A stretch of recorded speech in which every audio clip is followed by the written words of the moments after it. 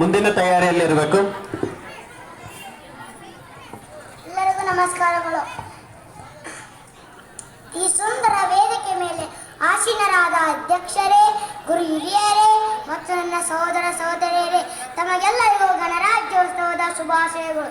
ಓಂಕಾರ ಮೊಳಗುವ ದೇಶವಿದು, ವೇದ ಮಂತ್ರ ಸಾರುವ ತಾಣವಿದು, ಮೋಕ್ಷ ಸದ್ಗತಿಯ ತಾಣವಿದು ಈ ಅಮೋಘ ಭಾರತ. ಜನ್ಮ ನೀಡಿಯೇ ಜ್ಞಾನ ನೀಡಿಯೇ ಧನ್ಯ ಮಾಡಿಯೇ ನಮ್ಮನ್ನು ವಿಶ್ವಕ್ಕೆ ಗುರುಸ್ಥಾನದಲ್ಲಿರುವ ದೇಶ ನಮ್ಮ ಭಾರತ. ನಮ್ಮದು ಪ್ರಪಂಚದಲ್ಲಿ ಅತ್ಯಂತ ದೊಡ್ಡ ಪ್ರಜಾಪ್ರಭುತ್ವ ದೇಶ. ಈ ದೇಶದ ಉಕ್ಕಿನ ಮನುಷ್ಯರಾದ Sardar Vallabhbhai Patel, Lal Bal Pal, Kittur Rani Chennamma, Onake Obavva, Jhansi Lakshmibai, Mahatma Gandhiji, doctor B R Ambedkar ಹಲವಾರು ಮಹಾನ್ ವ್ಯಕ್ತಿಗಳ ಪರಿಶ್ರಮದಿಂದ ಇಂದು ವಿಶಾಲ ಭಾರತ ದೇಶ ನಮ್ಮದಾಗಿದೆ.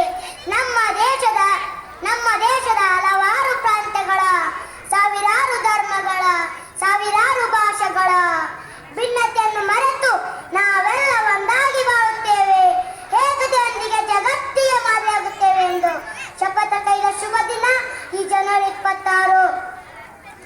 ಒಬ್ಬ ಹಿಂದುವಿಗೆ ಭಗವದ್ಗೀತೆ ಶ್ರೇಷ್ಠ, ಒಬ್ಬ ಮುಸಲ್ಮಾನಿಗೆ ಕುರಾನ್ ಶ್ರೇಷ್ಠ, ಒಬ್ಬ ಕ್ರಿಸ್ತನಿಗೆ ಬೈಬಲ್ ಶ್ರೇಷ್ಠ.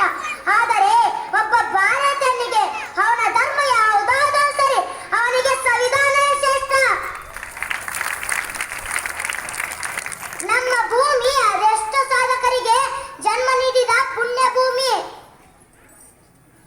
ಭಗತ್ತನ ದೇಶ ಪ್ರೇಮ, ಸುಭಾಷನ ಕಿಚ್ಚು, ಏಕಲವ್ಯನ ನಿಷ್ಠೆ, ಕರುಣನ ಛಲ, ಅರ್ಜುನನ ಗುರಿ, ಶ್ರೀಕೃಷ್ಣನ ಚಾಕಚಕ್ಯತೆ, ಶ್ರೀರಾಮನ ಉದಾತ್ತತೆ.